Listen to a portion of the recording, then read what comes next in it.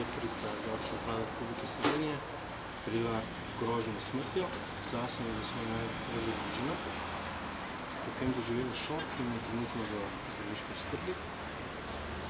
Davčna uprava je ravnala v skladu z postopki, ki so dogovorjeni skupaj z policijo, tako da lahko samo pohvalim odzornost in reševalne službe in kolegi policisti. Ste videli, kako izgleda pismo? Ja, sem videl, kako izgleda pismo. Je šlo res za fotomontažo? Ja, ni šlo za fotomontažo, gre za neko pismo, ki je v sožalni brezvajalki, ki govori o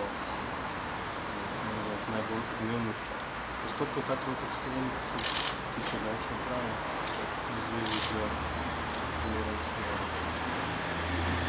Ni pa govorila se tudi o neki sliki, smrtnici, v tem smislu? Ne, gre za sliko, gre za pismo, ki je napisano v policija je pošla te dokumente zdela in je pač nadaljno obravnava. Imate podatke, kako se direktor počuti? Ta trenutek imam informacijo, da je relativno dobro, ampak verjamem, da se vsi znamo predstavljati, da je trenutno šok. Je res, pardon, nezavest? Kako je lahko prišla služba? Z odpisom z pogodnice, z pismom, ki je bilo naslovljeno na njih. Še kako vprašanje? Jaz upam, da